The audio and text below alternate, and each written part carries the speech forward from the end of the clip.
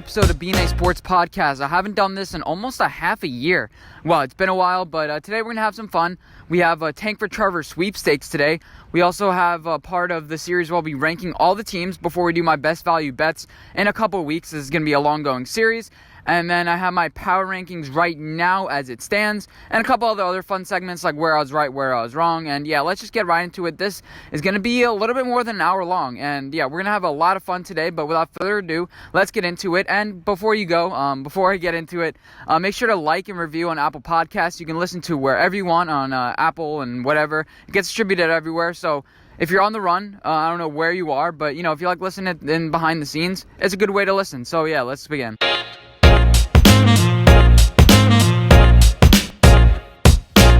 Okay, let's start off with where I was right, where I was wrong. So number one, the thing I was most right about was Andrew Thomas. I said he is the number one left tackle in the draft, and the Giants would be stupid to not pick him. I had the Jedrick Wills-o-meter, I get it, at 98, because I said I think the Giants will take Jedrick Wills because of the Joe Judge connection. But I said Andrew Thomas is the best left tackle in this draft.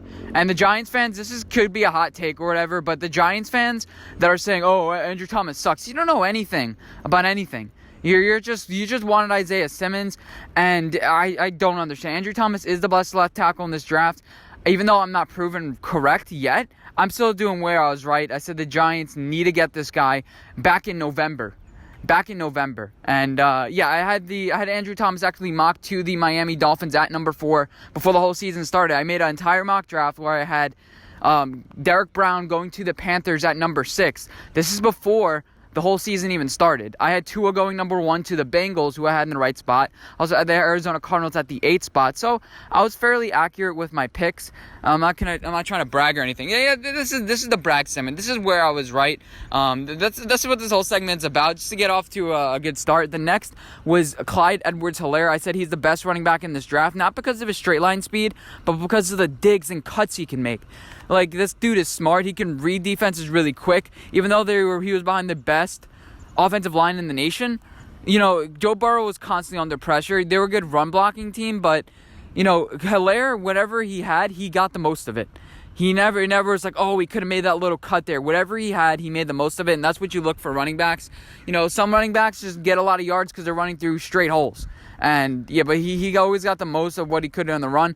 And if you're a running back, you don't need to be a home run hitter. If you constantly are getting 10, 15 yards, especially with this Kansas City offense, you're going to have Patrick Mahomes throw it over the top to Travis Kelce, and he's going to figure out a way to score points. Next is the Houston Texans. I said they're a giant mess before the season started. I had their record at 5-11. They went 10-6 or 11-5, whatever the record ended up being, so I was wrong about that. But I said, long-term Bill O'Brien, not a really good drafter. Max Sharping was a good pick. He also picked some good wide receivers over the past couple years.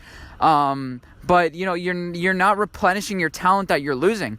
And now they paid Laramie Tunsil $22 million a year, way more than anybody else is getting paid because he's desperate. You brought a guy in for 2 first-round picks and a second. Now what I think you should do, you have to either completely restart or bring in a new coach and have him build behind Deshaun Watson because this thing isn't working. You have to bring in a new general manager. That's it. It's over and it's done with. And yeah, so the Texans are going to be a top 10 pick this year, confirmed. In this division where you have the Colts that are better, the Titans that are better, the Jaguars suck. But, you have these two teams that you're going to at least go 1-3 against. I think that you're going to struggle this year, and I think that the Texans are bad. And I said for a long time, Bill O'Brien needs to get fired because he's not doing his job correctly. Next, where I was wrong, the Bears, I don't really believe in them. Matt Nagy, now you bring in Nick Foles. I don't love it. I really don't. I know you restructured his contract. Your defense lost a lot of guys. They lost this little tiny white linebacker last year.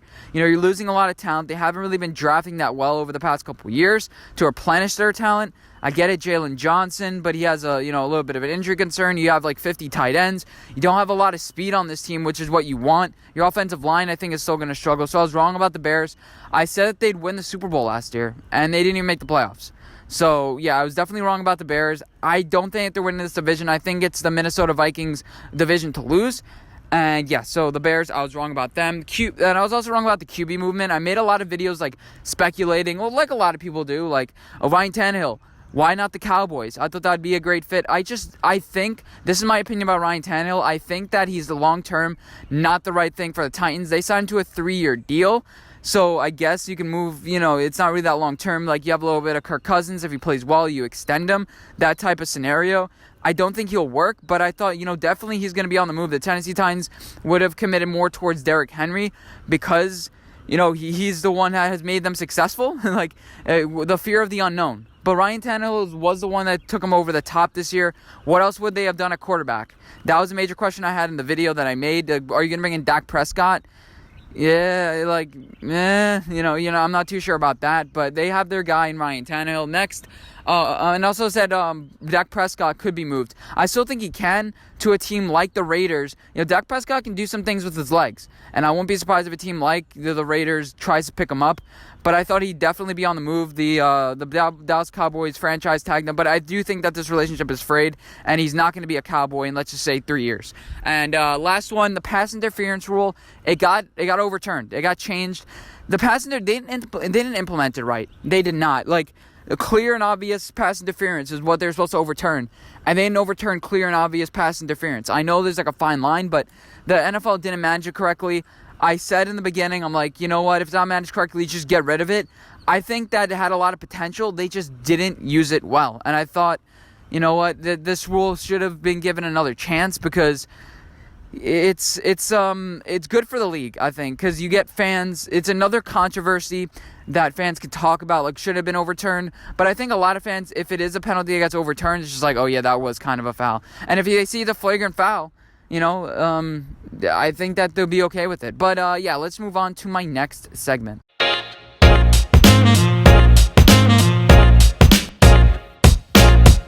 All right, and welcome to the next segment. Now, this is the best take of the week, and this is one of those takes where it's just like when you're listening to it, vocally, you're like, yes, thank you. On my runs when I'm running, people may think I'm weird. I'm like, thank you for saying this. Somebody had to finally say it. And this is the best example that I saw this week. But Aaron, you said it right. I don't know if you've heard Christopher say this. Aaron Rodgers has all the cards now. It's total freedom, baby. Okay, you got 2 years, whatever. Okay. What are they going to do?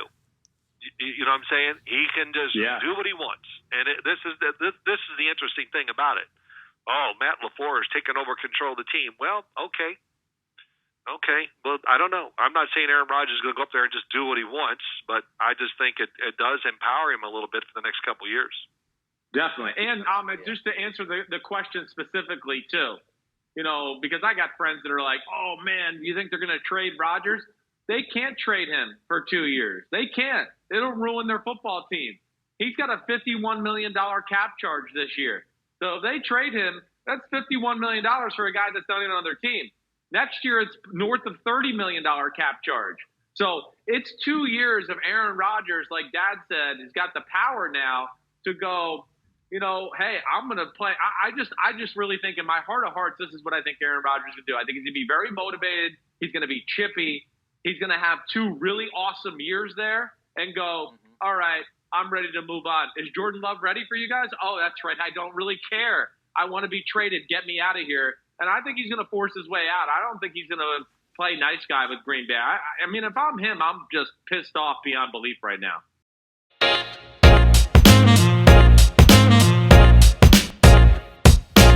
All right, and welcome to the next segment where we are ranking the quarterbacks. And now what we did last year is, the whole thing with the tier system.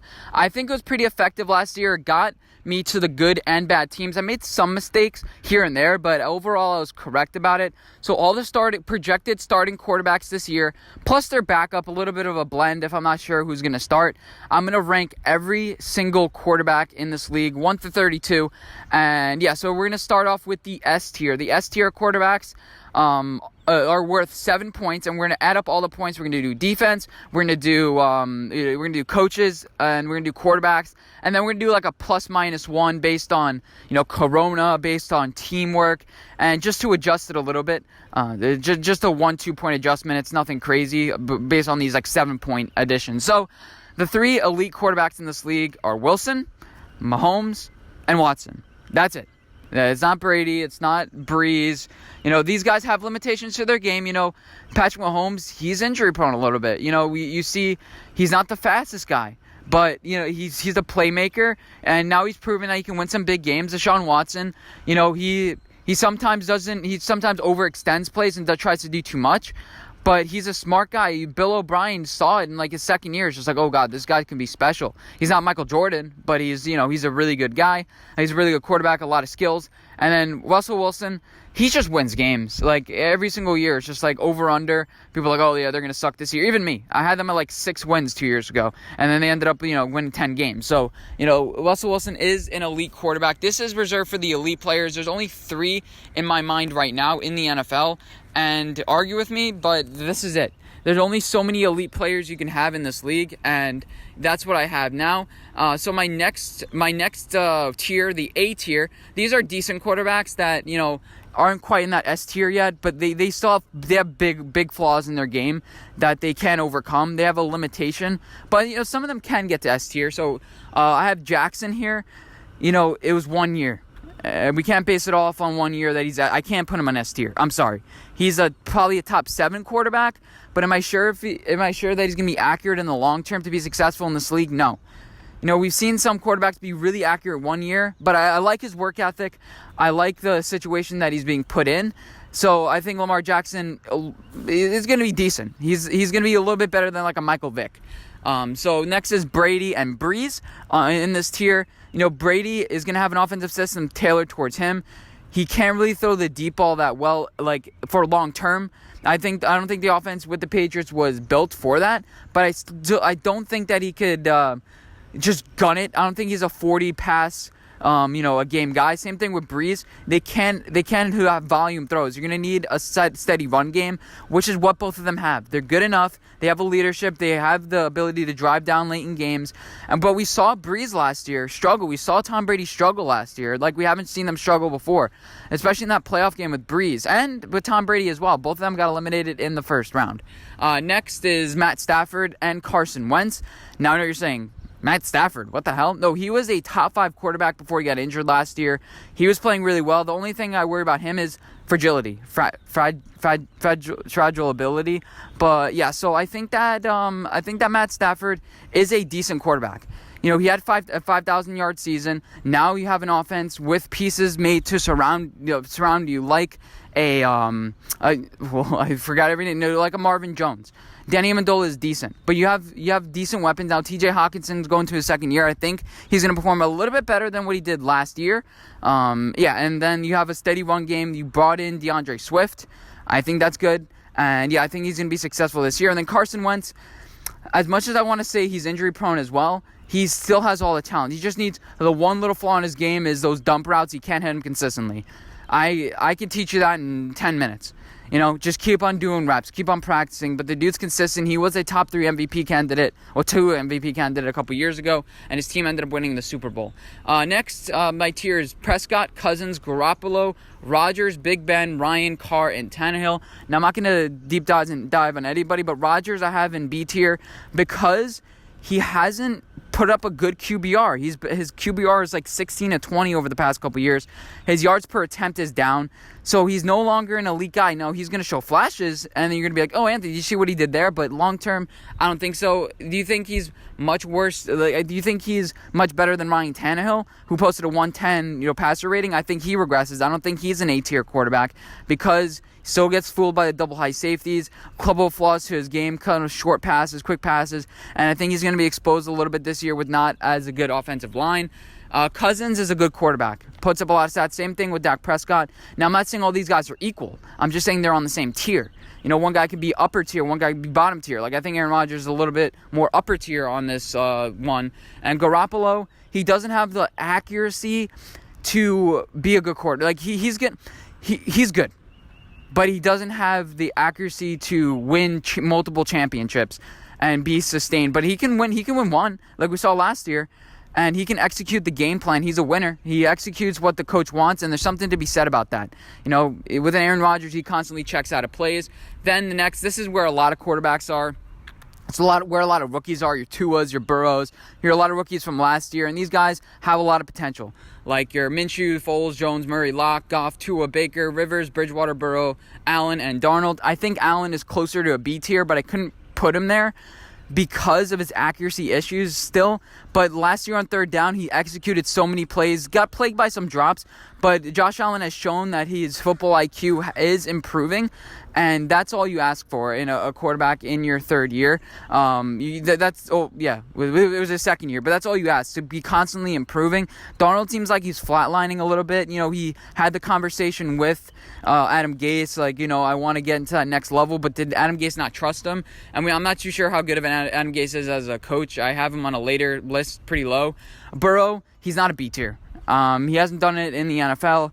Can he hit those out routes? He's a good quarterback, but is he going to be able to run away from these fast edge defenders? I know SEC elite edge defenders or whatever, but I'm not sure if that's going to happen. Locke and Jones, this is the level.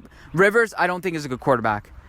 He has a weird throwing motion. I think that hurts him. As you age, your bad habits get you. They start to get you. He's not mobile. He's going to throw a lot of interceptions. That's going to cost his team. And yeah, that's pretty much it. Tua having this tier, if he stays healthy, it's fine. I was going to put Fitzpatrick. I don't think I have Fitzpatrick here. Fitzpatrick is probably a borderline CB quarterback, but he'd probably be C as well, so it's not that much of a drop-off. But you just want to make sure Tua is healthy for the season. And then D quarterbacks, the Chargers quarterbacks, Herbert or Taylor, they're not ready. They're not ready. He has a hard ceiling, and Herbert, I think he has a higher ceiling, but he's not ready yet. And I don't think when the first year you're gonna make that gargantuan of a leap. Then it's Stidham and Haskins. Stidham can throw checkdowns like no other, but he has good football IQ. But is he gonna be able to throw those deep balls with accuracy? He struggled with that in Auburn. He was plagued by drops, but those long, deep throws, he's only had one or two NFL throws that wow you. And then Haskins, he's still developing. I don't like his work ethic. I think Ron Rivera's just trying to cover him up. He doesn't like Haskins. I think that he's going to try to move off of Haskins this year if he wants to. Him/Kyle Allen or D. I don't have anybody that's F tier because it's hard for me to do that. I think I had Winston at F tier last year, but he ended up throwing 5,000 yards. So what do I know? The F tier is just awful. It's the guy that the guy gets injured and it's your second, third string guy. And that's my list. We're going to next week or in 2 weeks, we're going to go into defense, and then we're going to go into coaches, and then we're going to add them all up and see where the teams rank. So, let's move on to the next segment.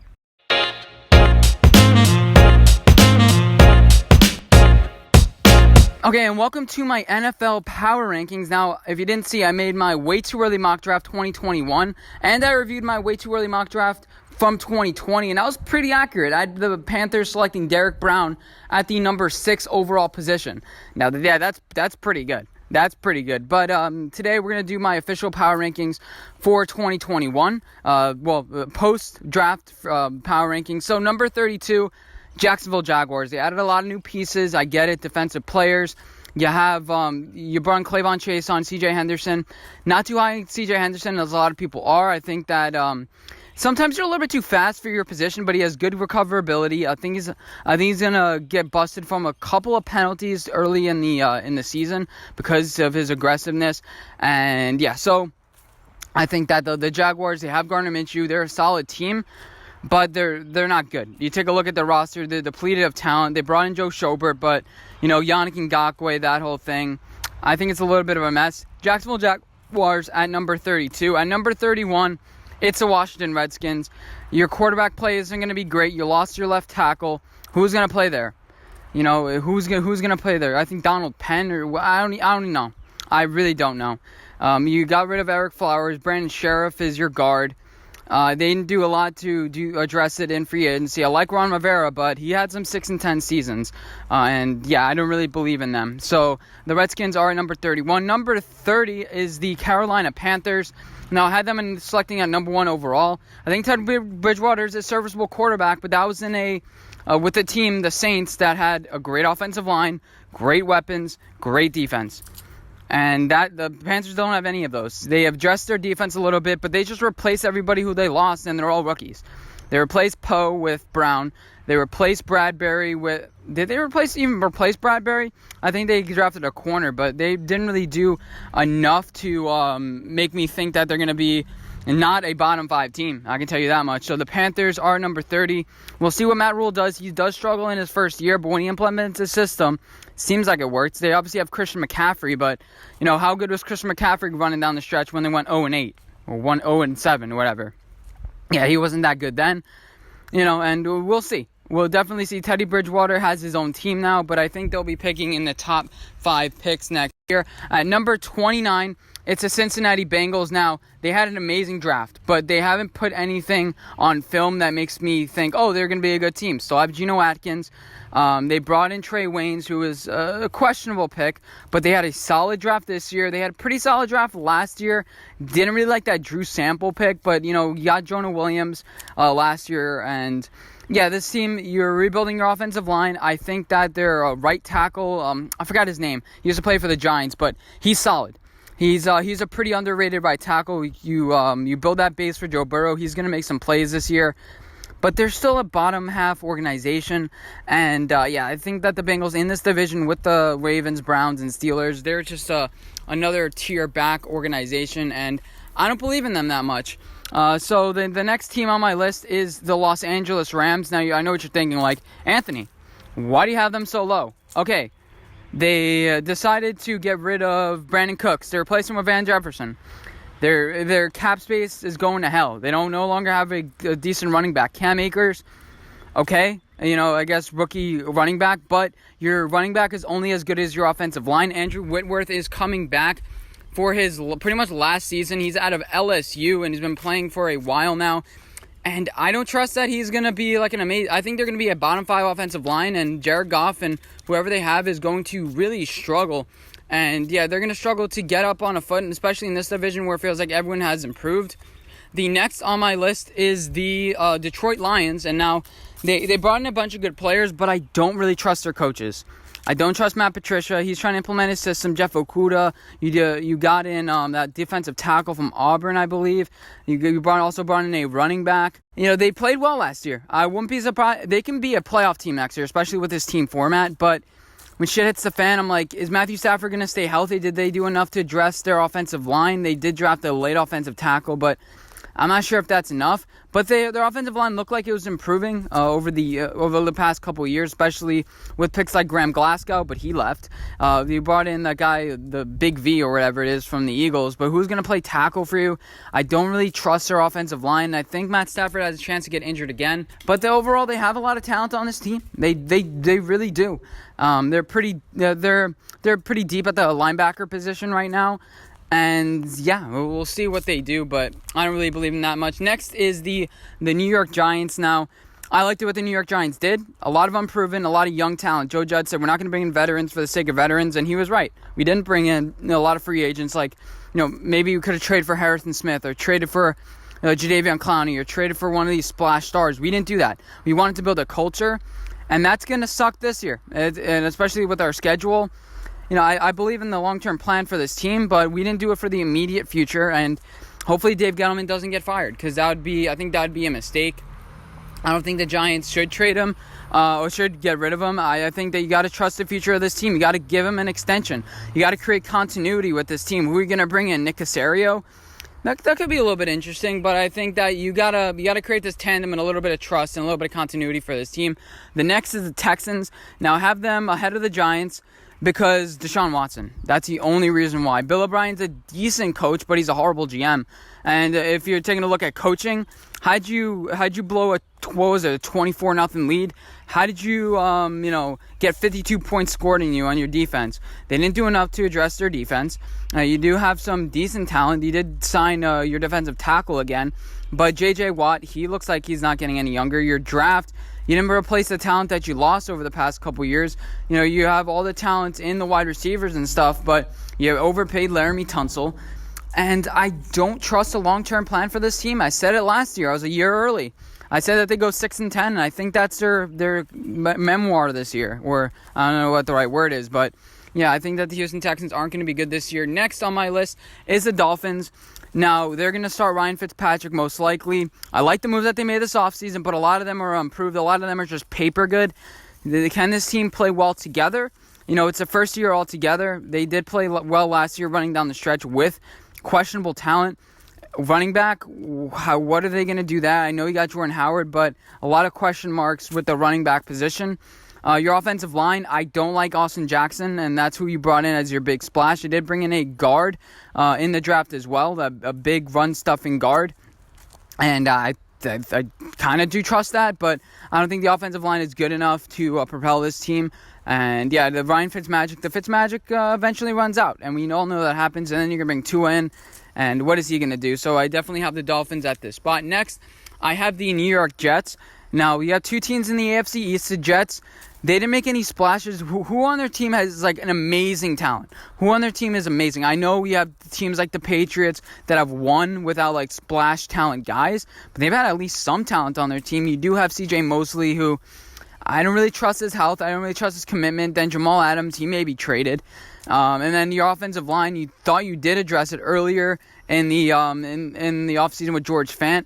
But Mekhi Becton, do we really trust him to develop with this coaching staff that feels like they always choke?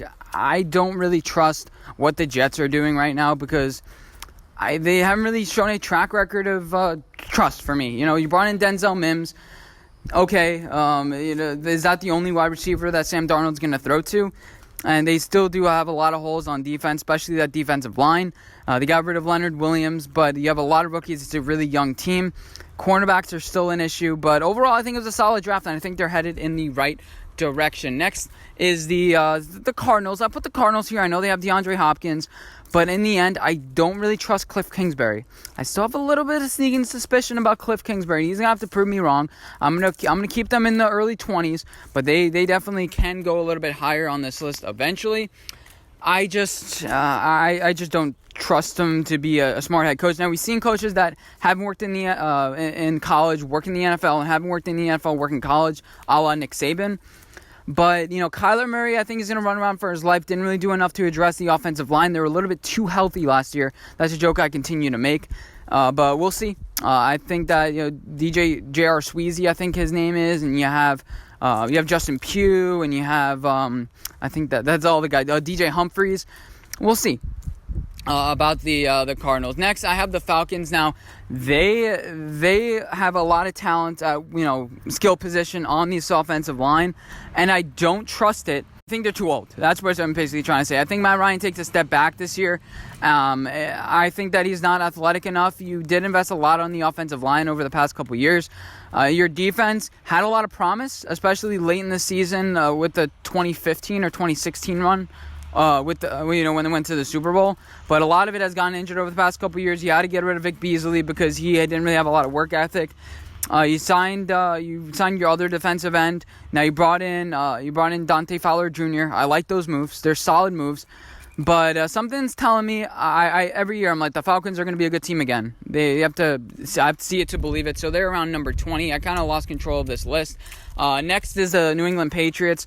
How many players do they have to lose to suck? That's the main question. I like Jarrett Stidham. I've seen, he's kind of a short range guy. He can't really make, I don't think he has a pinpoint accuracy to make throws consistently, but he can make one or two throws, and he can throw those slants. I think he's going to be more of a cerebral guy who's going to make the reads pre-snap, and that's what Tom Brady has been. I think it's Tom Brady with that deep ball accuracy. Tom Brady had that deep ball that he can always challenge you with. I don't really think Jarrett Stidham has it. They lost a lot of talent on this defense. They didn't really have a great draft, but I can't doubt Bill Belichick. There's going to start to be a bottom team, and we'll see. I think they're going to do that on purpose this year. They have a lot of draft picks next year. Bill Belichick's drafting and talent evaluation is going to get exposed, I do think. I think Dave Gettleman's a way better drafter than Bill Belichick. He tries to reach on these guys who have the traits, but then in the end, you have to have the skill. You have to have done it. He tries to get all these guys from small schools. He hasn't really gotten the guys from Alabama. And we saw, he's trying to invest with Tom Brady, and it didn't really work out. I think they're a low-end talent team. Cordell Patterson, come on. He was just a failure. And how do you look at that guy and say he can work in this offense? Next, I think it's the Raiders. Now, the Raiders with Derek Carr, are an interesting team. You know, you brought in what do you call it, Henry Ruggs, but you kind of reached on a bunch of talent. Do I really trust it? No. You brought in guys from Clemson, Ohio State, but when you bring in second-tier guys from elite schools, there's a reason why they're second-tier. The reason why they didn't rise to the cream of the crop when they were at that school. They look good because of their surrounding players, but you have to bring the top-end guys from top-end schools, not the guys in that second tier, because there's a reason why they didn't shine. They should have stayed in school and developed a little bit more, like Nick Saban said. Next, I have the Vikings here, but no, I'm going to put the Chargers. They have a rookie quarterback. They have a bunch of talent. They have a bunch of corners. They have Joey Bosa. Now, people are going to be like, yeah, they're a top 10 team, but we saw last year, Philip Rivers didn't play that bad. It was a bunch of injuries, I get it, but Derwin James, he may be on the trading block. We'll see. A rookie quarterback, I don't trust that to be successful in this league. I don't love Tyrod Taylor. I think he's decent, but I don't think he's better than Daniel Jones. I think he's a C quarterback. And we saw Baker Mayfield join the team with the Browns, and they were a better team. And I don't think Baker Mayfield's a top 10 quarterback in this league. So we'll see. I don't really trust the Chargers in this spot. Why do I have the Vikings all the way down here? I'm moving them up. I'm not too sure what position I'm going to have. But next is the Bears. Now, I was listening to a podcast. I listened to Bears 100 Proof, which is just a Bears podcast. Like, this team has a lot of deep talent. But really, it doesn't. We saw they're an 8-8 team. That's what they are. That's what they will continue to be. Their quarterback play is average. Their defense is good. But you're continuing to lose talent. You're getting talent that is cycling a little bit. Chuck Pagano, I never really loved him. He did a lot with not a lot with a little, but he overexceeded my expectations last year. You know, you have Brian Robert Quinn, you have Khalil Mack. Secondary, you have Eddie Goldman. From what I remember, you signed him to a contract extension. You brought in Jalen Johnson. I forgot their other cornerback's name. I think he left, didn't he? I'm not too sure. Their other cornerback that they got a couple years ago. They obviously don't have Clinton Dix anymore. They got rid of Prince Amukamara. So we'll see about the Bears. I just think their offensive line play, Brian Juan Castillo, but I'm not too sure if you improve this offensive line at all. And that was the main problem last year. Next, I have the Cowboys. Now, the new team wins in NFC East every single year, so it's probably going to be the Cowboys, so I probably shouldn't include them higher on this list. They doubled down on their offense, but their defense, their corners, I still don't trust that. And they brought in a new head coach. The camaraderie with him and Corona and all this contract disputes continuing on. We'll see. It's going to be very interesting. Next, I have the Broncos on my list. I liked what they did. I don't really trust Juwan James at the left tackle spot. He got injured. I guess he's solid, but if he can play well, that's the missing piece to this team. As long as their wide receivers can catch the ball. Jerry Jeudy had a little problem with the dropsies at the end of last season, if I remember correctly. So we'll see. A lot of people haven't mentioned that. KJ Hamler is some people had him top 5. He's a wannabe Tyreek Hill. He doesn't quite have that top end speed. But I overall like what they've done. They brought in, I think, a new center with Lloyd Cushenberry when they got rid of McGovern. So their overall young team, Vic Fangio, I like it. They're a top half team in the league. I really do think so. Next is the Packers. I would have them lower on this list. In fact, I had them like 7th in my mock draft, but they have Aaron Rodgers. If he gets injured, the whole season's going to collapse. But I have them somewhere like 9-7 next year. I think that Aaron Rodgers, they're going to be the second team in this division. Your offensive line is going to struggle. You don't have great weapons. Your defense is overrated. I shouldn't have them lower on this list. You know what? I'm going to switch to Broncos and the Packers. I think the Broncos are the better team right now, even though Drew Lock or whatever. I just trust the coaching more. The Packers should be lower on this list if I'm totally honest, but let's just have them there. Next, I would have the Colts. Phillip Rivers, 38-year-old season. Eli Manning retired. We'll see. This is gonna be really cool. Jacob Eason is not gonna challenge for the starting job, but you did bring in a bunch of talent over the past couple years. You can start listening at Darius Leonard.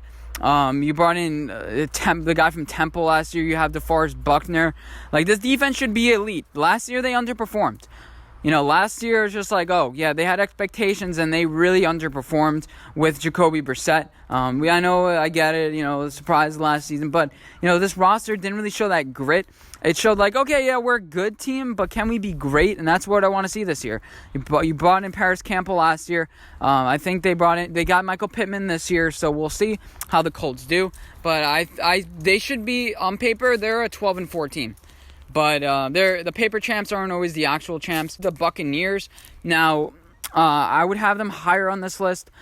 But Tom Brady getting older. Is Bruce Arians and his offense, do they click together? Have a lot of wide receivers, giving the ball to each guy. I think that this team is going to gel. They're a 10-6 team.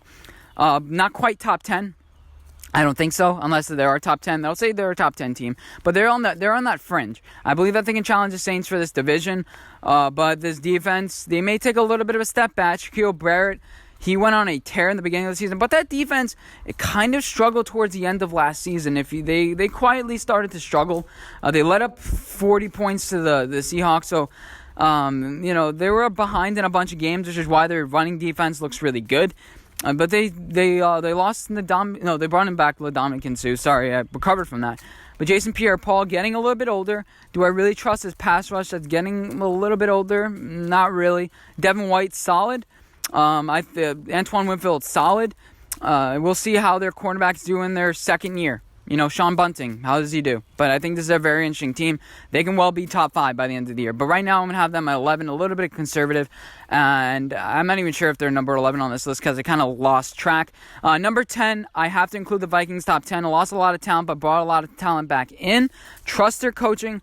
Don't really trust their quarterback. They're not a Super Bowl contender in my opinion right now. My opinion can always change. We're fluid here. We're fluid in the BnA studios, but we'll definitely see about the Vikings. Lost Stephon Diggs, brought back Justin Jefferson. Lost Trey Waynes and Xavier Rhodes, and brought back Jeff Gladney. Safeties are solid if they can figure out that Anthony Harris got contract. And now we're getting to the elite teams. I think the Steelers deserve to be on this list. Don't really trust Ben Roethlisberger, but as long as you have a good coach and a good defense, you're going to be solid. You brought in, I forgot, they brought in a tight end in the offseason. Also, I think drafted a tight end. They drafted Chase Claypool. Good picks. Always have a solid offensive line. Didn't address that in the draft that much, but I trust their offensive line, and that creates a steady run game. They brought in Anthony McFarland, that I think in spots could be really crucial to this team. And then next, the Seahawks. I could have included them 20. I haven't liked their drafts over the past couple years. I haven't. And I'm not going to be bold here. The Seahawks always exceed my expectations. They're an 11-5 team. They have a lot of running backs that are coming back, but they lost their center. Offensive line, what are they doing there? I don't understand what their offensive line is going to look like. You have DK Metcalf, but, Tyler Lockett, how long can these guys go? How long can Russell Wilson get them the ball? Does he get injured behind this offensive line this year? I think this could be a crucial year for the Seahawks. And, see what they do long term. Number 8 is the Titans. The Titans, whoa. I don't think they're going to be able to repeat what they did last year, but they should win this division. They should. Derrick Henry, Ryan Tannehill, teams may figure them out. But they didn't figure them out last year in the postseason, I can tell you that much. Still need a pass rush. I don't think they did enough in the draft to address that. Cornerbacks, you lost Logan Wilson. But your offensive line is going to be solid. You're right. Protect Ryan Tannehill. Give him a couple years, and we'll solve the defense with our coaching. Their defensive coordinator retired, but Mike Vrabel, he's good enough. He's going to bring in the right guy. He's going to coach these guys up. Next is the Browns. The Browns are a solid team. I thought they were better. Like, I looked at their roster, and it's just like, oh, I thought they had way more talent on their team than they actually did. Like, the depth. But, you stole 2 cornerbacks, Greedy Williams and Grant Delpit. You have, what do you call Denzel Ward. So you have a bunch of young players. Now they just need to gel together. They need to work. They need to prove themselves. You have Odell Beckham Jr. I can list the guys. Anybody can list the guys. But your right tackle position and your left tackle position, who are you going to put at left tackle? Doesn't end up working out. Are they confused? But overall, they have a solid offensive line and decent weapons. And this should be the year where they improve drastically. So next is the Ravens. Now, people, they nailed the draft. Okay, who's gonna block for what do you call it? Lamar Jackson. Yonda retired. I don't think that they did enough to address their offensive line. I just don't. And Lamar Jackson be running around, and the Titans exposed them. And now a lot of teams, you think that they're not going to use the Titans game plan. The Titans don't have a great defense. They let up 34 points to the Chiefs. They're not a great defense all of a sudden. And a lot of the blueprint was exposed. So I have them 6th or 5th, whatever it is. Okay, but I don't have them top 3. Patrick Queen needs time to develop. Your corners, your secondary is a little bit old now. It's experience. They know how to play. I've seen some film with Earl Thomas. The guy's amazing. He knows how to read defenses. He knows how to do everything. But he's getting old. Yeah, I don't really trust that. I have the Bills ahead of him. They beat the Bills last season, but it was barely. And Josh Allen is great on third downs. He may regress a little bit this year on third downs, but you brought in Stephon Diggs, and you had solid just overall drafts. AJ Epinesa, and Mario Williams. Just a great talent on the team that's been accumulating over years. They made smart moves. You finally have a wide receiver for Josh Allen to trust on third downs, a smart wide receiver who's going to get open, and Josh Allen is going to get the ball out a little bit earlier. And you could say whatever you want about this offensive line, but it's done solid over the past couple years. The cornerbacks are, good enough. And, yeah, I think that the Bills are a top 5 team this year. Next is the Eagles. Now, Darius Slay, they didn't do a lot to address their secondary, but their offensive line is going to be solid for Carson Wentz as long as he can stay healthy. One bad draft. Drafts don't really do have a lot of immediate impact. You could say the 49ers last year, Nick Bosa, but really, come on. They don't have that immediate impact. They have a good offensive line, decent enough weapons. Carson Wentz is going to be able to lift this team. On paper, this team is great. Brought in Darius Slay. Long term, they're $25 million over the cap next year. So we'll see how they do with that. And then next we have the 49ers. They draft well. They just make good move after good move. Now long term with draft picks, we'll see. They only had like 5 this year. Does this kind of luck run out? Bill Belichick has been able to sustain the system. We'll see about Jimmy Garoppolo. We'll see what they end up doing at quarterback. Do they try to bring in a guy to replace Jimmy Garoppolo soon? We'll see. Obviously, great tight end talent. George Kittle, top 5 player in this league. That's not an overstatement right there. And cornerbacks, I worry a little bit about that for them. And cornerbacks usually have a profound impact. We've seen that. A good cornerback play means good team play. Cornerbacks are more valuable because teams are getting the ball out ever so more quickly. But we'll see how they end up doing. Number 3 on my top list, I think it's number 3. I could have missed like 10 teams. I'm not even sure. Is the Saints. Now the Saints, they're the paper champs. They have the roster. They have everything. Don't trust Drew Brees though. That's ultimately why I didn't have them at number 1. And yeah, that's just the whole thing about it. I kind of trust Drew Brees. He's 41 years old, though. He can't really throw it downfield. In spurts, yes. But, he has all the weapons. He has the defense. Cesar Ruiz, this offensive line is going to be amazing. Don't really trust their left tackle 100%. I don't, but their defense is solid. Long term, not too sure. Brian Jameis Winston, he may be useful if Drew Brees ever gets hurt. But then again, we don't know. This team could completely collapse when they bring in Jameis Winston. We're not too sure. But Drew Brees, it's his last ride, so I think the team is going to be motivated. I think he's going to be focused on championship and championship only. Doesn't care about the records. He said them already. He doesn't care if Tom Brady passes him. It's going to be really fun for them. And number 1 is the Chiefs. Okay, they brought back 22 of their starters. They're going to have to figure out Chris Jones soon. They're going to have to figure out Dee Ford soon. They're going to figure out who they're paying. But for right now, they're number 1. They should be the favorites heading into this season now. The favorites usually don't win, so keep that in mind. Right now, if you had to ask me, this segment is really long. How long is it? We're like 30 minutes long here. We're 26 minutes long here. If you had to ask me right now, the Super Bowl favorites are the Saints and the Chiefs. Those are the 2 teams to beat. But if you had to ask me right now who's going to make the Super Bowl, obviously you got to rule out Tampa Bay because, home teams don't make it to the Super Bowl. You never know with Tom Brady. He's done crazy shit. But right now, Titans. I'm thinking about them. I'm also thinking of. We'll discuss more later. Let's just get on to the next segment.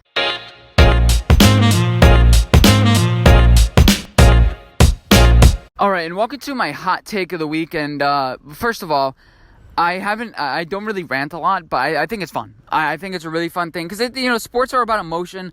Stephen A. Smith. That's why people love him.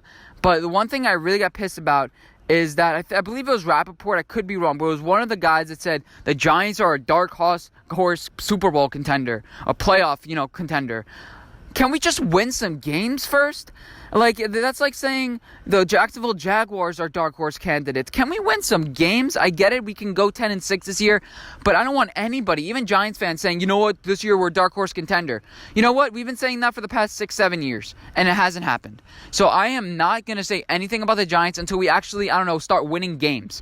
We have good guys. We have Jason Garrett that we brought in to help Daniel Jones. Joe Judge said Daniel Jones has that fire and spirit. He believes in Daniel Jones. I understand why Giants fans are optimistic. And I'm not saying don't be optimistic. I'm just saying don't think that we're Super Bowl contenders this year. We got to win. We got to win at least 9 games before we start thinking about Super Bowl. We haven't even won 5. In the past couple of years, the max, we had a 5-win season. It's just like, oh, it's a good season. We look back into 2013 or 2014, 2015 with Odell, 6-win seasons. It's just like, yeah, those seasons were actually pretty good. We're in the, in contention over the last couple of weeks. I do not want any Giants fan saying Super Bowl. I do not want that uttered out. And I'm a victim of it too. I bet the Giants 125-1 to win the Super Bowl last year because I believed in Eli. I'm like, this is good value. They had some random teams like the Bengals at 60-1, and they had us at 125-1. I'm like, really? You think that roster with Zach Taylor, rookie head coach, is better than the Giants? So I understand why Giants fans are optimistic about Super Bowl. That's what we play for. You play for the Super Bowl. You play for the ultimate championship, but you got to build the foundation first, and I think Judge knows that, and that's why I love Judge. He's not like, oh, this year the Super Bowl is the standard. You know what the standard is at this point? We need to win games. We need everybody to be a class act and to prove their worth every single day, and that's all that matters at this point. And the Super Bowls will come with it. It's not the Super Bowl that's the goal. It's being consistent and building every single day. That's the goal. And then eventually the Super Bowl is just the reward that you get for being consistent, being a good football team. That's not what you're really. The Super Bowl shouldn't be on your mind every single day. It should be about that day on itself and just building towards. And Daniel Jones, I love Daniel Jones. I love Saquon Barkley. It seems like he's bringing in good culture guys. Carter Coughlin seems like a great guy. And, we didn't bring in the Anon Eeks. We didn't bring in the Jadeveon Clowneys. We didn't bring in all the controversial figures like a Jalen Ramsey. I don't know what you want to say. Whoever else you want to bring in. The Jamal Adams. We didn't do that because we're trying to build a culture and a foundation for this team. And we should have zero expectations to win a Super Bowl. But we should demand that our team win some games. And I understand Giants fans are a little angsty, but I do not want to hear dark horse uttered in the same sense as Giants. I don't. And that's just my opinion about it. Let me know what you guys think. Am I completely wrong? Am I out of touch? But what do you think the current state of the Giants is? Because that's my opinion about it. And let's move on to the next segment.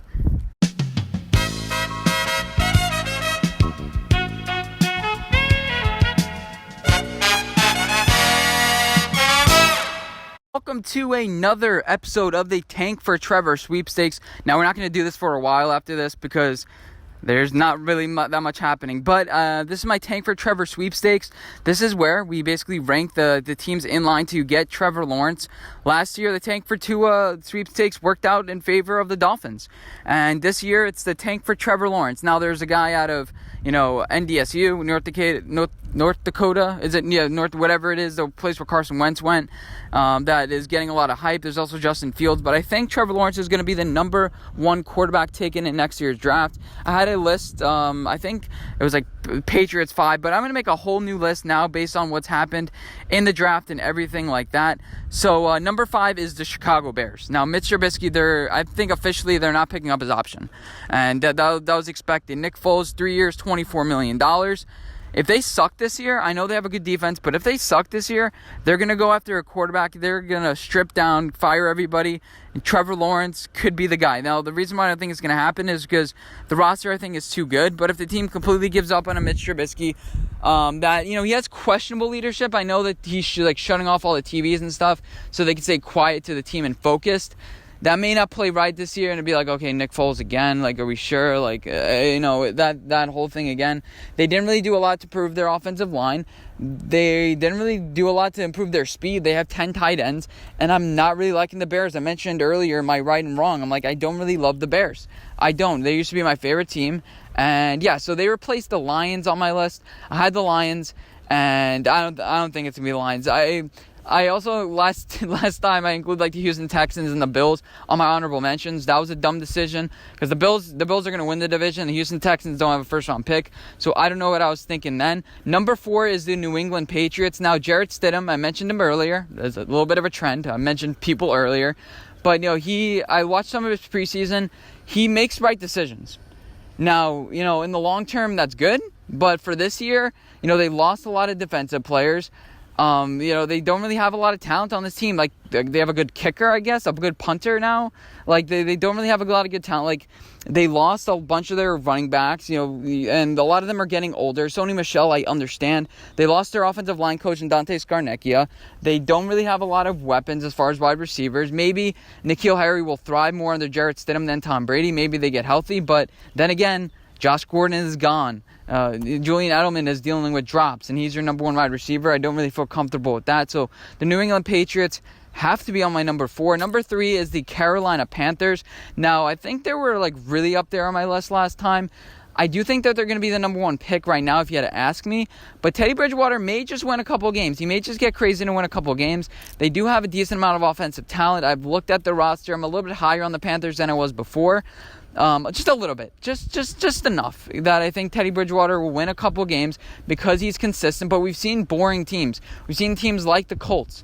They're not going to win those games against the Texans, the teams that take more risks. And the Panthers seem just like a general boring old team. But they still have Christian McCaffrey, a great round runner, and a guy that I think is could be MVP this year. But the team's not going to be good, so he probably won't be. He's an MVP caliber talent. He's the best running back in the league. And yeah, so I think the Panthers could be at the top of this list. They did a lot to improve their defense, but offense wins games. Defense wins championships. So they're building more for the future. And I could see it, they lose, get a local guy. He's from, Trevor Lawrence is from Georgia or whatever like that. So I could see that. Number 2, I was thinking about the Jacksonville Jaguars, but I still think it's the Washington Redskins because, again, defense wins championships, offense wins games. Do I trust Dwayne Haskins or Kyle Allen? You could say didn't they bring in Cody Latimer this year? I think they did. They brought in Cody Latimer. They have guys that they drafted last year that they feel like are the next wide receiver core, but they're kind of young and experienced. Corona not really blending together, so I have Redskins at number 2 on my list. Chase Young, great edge defender. Ryan Kerrigan, he's on the decline. And then you also have Montez Sweat. Don't forget about him. But the secondary, I still feel like it's depleted, even though you did try to patch some holes. I still feel like it's not. It's a bottom third of the the league list. And also, coaching. Ron Rivera hasn't lost one under 6 games his entire career, but there's precedent for everything. There's precedent for everything. I don't really care. Take a look at this division. They could easily go 0-6. Especially with Dwayne Haskins if he doesn't develop, and then you go to, Kyle Allen and things just start spiraling down. And I would say number 1 would be, I would have to be Jacksonville because, they have Gardner Minshew. They look like they're going to go all in on him. It doesn't look like they're going to bring in Andy Dalton, and I could be wrong. Tomorrow they can bring in Andy Dalton, but it doesn't look like they're doing that right now. They're going all in on this year, a bunch of rookies, a bunch of youth. A bunch of character problems with Yannick Ngakoue. So Jacksonville Jaguars right now are number 1 on my list. I would say it's like a 50% chance that they're the number 1. They get Trevor Lawrence next year, or Justin Fields because he has a similar play style to Gardner Minshew. I don't think Gardner is going to be off the roster. I don't think they're going to cut him. I think they'll just, keep him around because why not? His value is going to be so low by then. They may just cut him from the team. But, Gardner, he shows like he could make plays late in the games. It's just like he doesn't make plays in the first and second quarter. He's more of a fourth quarter guy that's going to, his stats look good at the end. And it's just like, oh. But he does have a lot of talent. He, can move around in the pocket and extend plays. But I don't think that the Jacksonville Jaguars have provided him with enough talent to be successful. They have put him in the right position to succeed. They didn't draft any wide receivers to help him out, and it seems like they're building for the future. And Doug Marrone and Caldwell are in an interesting spot. And I think the Jacksonville Jaguars are number 1 in the tank for Trevor sweepstakes, and that's my updated list. Next time I'll have this list updated, it'll probably be sometime in September after a couple of games or something like that. And it's so weird because that's in 4 months and it's hard to picture that. But yeah, let's move on to my next segment.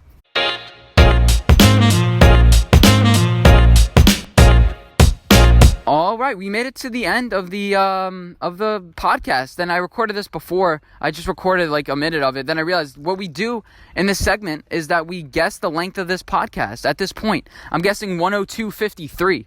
Let's see how close I am at this point. Not like the whole podcast. This point, So this is the part of the podcast where I like to thank you guys for watching, listening. If you listen to the entire thing, whoa, that's crazy. That's pretty cool. But if you just skip to the end because you're like, oh, yeah, I heard that he's going to do the Madden 21 cover and who's going to be there. You welcome. But last year I did this segment, like Madden 20, who's going to be on the cover. I mentioned some guys like Baker. I'm like, yeah, if he has a good season, he may get it. I had no idea that Lamar Jackson would. Usually the MVP does.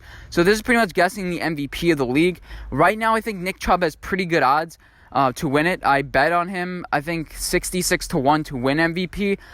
If you take a look at it, the whole Corona thing, I think that you're going to have teams with long-standing players be successful. Now, Drew Brees, I don't think he's ever been on a cover. Tom Brady has been on a cover, but the new Bucs uniform may get him some votes to be on it again. Gronkowski has already been on the cover, so maybe it's going to be like if Tampa all of a sudden just storms the league, that's going to be very possible.